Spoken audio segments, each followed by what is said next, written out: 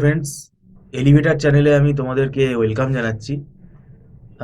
তোমরা MAKAUT university থেকে যারা বিসিএ পড়ছো, মানে নিউ সিলেবাসের যারা স্টুডেন্ট, মানে যাদের আমি বলছি 4 ইয়ার্স ফরম্যাট, তোমরা যারা থার্ড সেমেস্টারের পরীক্ষা দিলে, মানে অড সেমেস্টারের যারা পরীক্ষা দিলে জানুয়ারি মাসে, তোমাদের এবার ফোর্থ সেমেস্টার হবে।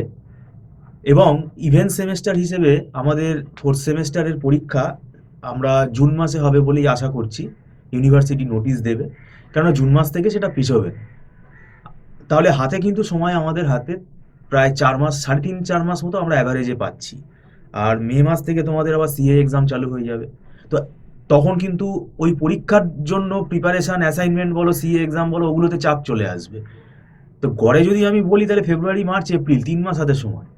এবং তোমাদের কম্পালসারি যে সাবজেক্ট 3টে রয়েছে নিউ সিলেবাসে এখন, সেটা হচ্ছে ডিবিএমএস, অপারেটিং সিস্টেম আর সফটওয়্যার ইঞ্জিনিয়ারিং। এই 3টে সাবজেক্টের সিলেবাস 3 মাসে, 3.5 মাসে কিন্তু কমপ্লিট করার মতো না। কিন্তু কিছু করার নেই, এটা স্টুডেন্টদের অসুবিধা হয়, সেটা আমরা বারে বারে বলি যে সিলেবাস অনুযায়ী আমাদের টাইমটা একটু স্বাভাবিকভাবে একটু কমই রয়েছে, এটা আমার মনে হয় ব্যক্তিগতভাবে। তো সেক্ষেত্রে কোনো এক্সপার্ট, এক্সপিরিয়েন্স ফ্যাকাল্টির সাহায্য নাও তোমরা। কেননা একা একা করতে গেলে অনেক সময় লেগে যেতে পারে। যে করতে পারবে ভালো, কিন্তু সবাই যে একা একা ব্যাপারটা ম্যানেজ করতে পারবে সেটা তো না। আর আমরা দীর্ঘদিন ধরে বিসিএ, এমসিএ, বিটেক পড়িয়ে আসছি। ম্যাকআউট ইউনিভার্সিটি ছাড়াও আমরা অন্যান্য ইউনিভার্সিটিও পড়াই। তো আমাদের কাছে 2 মাস 3 মাস এই ব্যাপারটা কোনো ব্যাপারই না। আমাদের একটা ওয়েল ফরম্যাট করা আছে। হ্যাঁ, এখন যদি কেউ পরীক্ষার 1 মাস আগে আসে, সেটা কিছু করার নেই।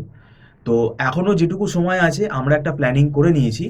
তো মোটামুটি 75%, 85% মতো সিলেবাস আমরা করিয়ে দিতে পারবো, যদি ফেব্রুয়ারি মাস থেকে স্টুডেন্টরা ক্লাস শুরু করে। কারণ আমাদের ফেব্রুয়ারি মাস থেকে কিন্তু ক্লাস শুরু হয়ে যাচ্ছে। আর আমাদের অনেক নোটস আছে, প্রত্যেকটা সাবজেক্টেরই নোটস আছে। সেই নোটসগুলো কিন্তু স্টুডেন্টরা অনেক সময় সাজেশান করে চিৎকার করে, কিন্তু সাজেশান ব্যাপারটা তো ভাবে হয় না। আমাদের নোটসগুলোই সাজেশান হিসেবে কাজে দেবে। কেননা বইয়ের লেখা পড়ে বোঝাটা কিন্তু ডিফিকাল্ট। আর আমরা একটা বই ফলো করি না, আমরা অনেকগুলো বই ফলো করেই পড়াই। কেননা সব টপিক একটা বইয়ের ভেতরে পারফেক্টলি থাকবে সেটা না। তো আর মান্থলি ফিস সিস্টেমে যেহেতু ক্লাস হয়, তোমরা মাসে মাসে এখানে পেমেন্ট করতে পারবে। আর সেটা অ্যাডভান্স পেমেন্ট করে ক্লাস করতে হয়, 30 দিনের ফিস।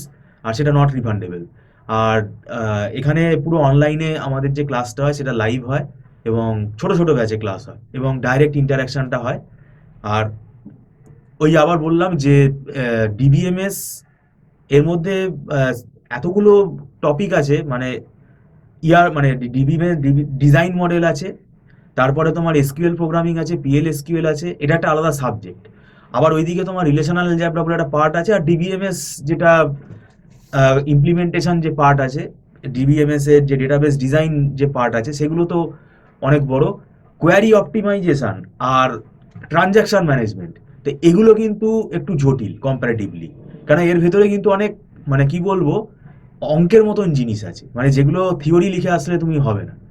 তো সেই জন্য ডিবিএমএসটাই একটু সময় বেশি লেগে যাবে। আর সফটওয়্যার ইঞ্জিনিয়ারিং কিন্তু আরও ডিফিকাল্ট। সফটওয়্যার ইঞ্জিনিয়ারিংয়ের মধ্যে কিন্তু থিওরি আছে, কিন্তু সেগুলো আবোল তাবোল লিখে আসলে হবে না।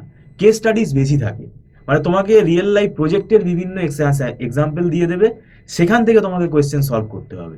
এবং সফটওয়্যার ইঞ্জিনিয়ারিংয়ের মধ্যেও কিন্তু অ্যালগোরিদম আছে, প্রোগ্রামিং আছে, এবং কস্ট এস্টিমেশনের ওপর অনেক রকম নিউমেরিক্যাল মেথড আছে, কোয়ালিটি কন্ট্রোল আছে, প্রজেক্ট মনিটরিং এর ওপর অনেক রকমের ডায়াগ্রাম আছে, ইউএমএল আছে। তো সফটওয়্যার ইঞ্জিনিয়ারিং কিন্তু মানে সিলেবাসটা যেটা আছে সেটা কিন্তু আগে থেকে পড়া শুরু করতে হবে। আর অপারেটিং সিস্টেমের মধ্যেও কিন্তু বেশিরভাগটাই কিন্তু অ্যালগোরিদিম।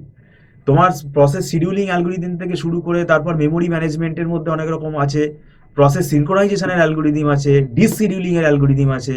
তো এই যে চ্যাপ্টারগুলো বললাম, এগুলোর ভেতর অনেকগুলো করে অ্যালগোরিদিম আছে। সিনক্রোনাইজেশনের মধ্যেই তো অনেকগুলো অ্যালগোরিদিম আছে, গোটা 8-9খানা অ্যালগোরিদিম আছে, তারও বেশি আছে। ডিস্ক শিডিউলিং এর মধ্যে অনেকগুলো অ্যালগোরিদিম আছে, প্রসেস শিডিউলিং এর মধ্যে প্রায় 4-5টা অ্যালগোরিদিম আছে। তো অ্যালগোরিদিম হলে কি হয়, সেগুলো কিন্তু না বুঝে স্টুডেন্টরা লিখে আসে বলে নাম্বার কমে যায়। তো সেটা কিন্তু একদম ইজি, যদি ধরে পড়ানো যায়, ধরে যদি বোঝানো যায়, সেটা কিন্তু আরও ইজি হয়ে যাবে। এবং অ্যালগোরিদিমগুলো সিউডো কোড আছে, এবং তার উপর অঙ্কও আছে। আর আমাদের এখানে নোটস প্রোভাইড করি আমরা, যাতে স্টুডেন্টদের বুঝতে সুবিধা হয়। আমাদের টিম আছে, এবং এটা দীর্ঘদিন ধরে আমরা পড়াচ্ছি বলে আমাদের একটা ওয়েল ফরম্যাট হয়ে গেছে। তো সেক্ষেত্রে একটু আগে আসলেই ভালো হয়, কেননা ফেব্রুয়ারি মাস থেকে আমাদের ব্যাচ শুরু হয়ে যাচ্ছে। তো আমি আশা করব তোমরা সিলেবাসটাও দেখলে বুঝতে পারবে। আর যদি মনে করো টিউশন নিতে তোমরা আগ্রহী, তাহলে আমাদের এখানে তো মান্থলি ফিস সিস্টেমে ক্লাস হয়, কোনো অসুবিধা না। 30 দিনের ফিস এখানে অ্যাডভান্স পেমেন্ট করে ক্লাসে জয়েন করতে হয়, সেটা নট রিফান্ডেবল। আর এখানে ছোট ছোট ব্যাচে ক্লাস হয়, 6 জন 7 জন এরকম ব্যাচে ক্লাস হয়। তো সেক্ষেত্রে ডাইরেক্ট ইন্টারাকশনটা স্টুডেন্টের সঙ্গে একদম পারফেক্টলি হয়। তো সম্পূর্ণ ভিডিওটা দেখার জন্য আমি তোমাদেরকে ধন্যবাদ জানাচ্ছি। Thank you so much.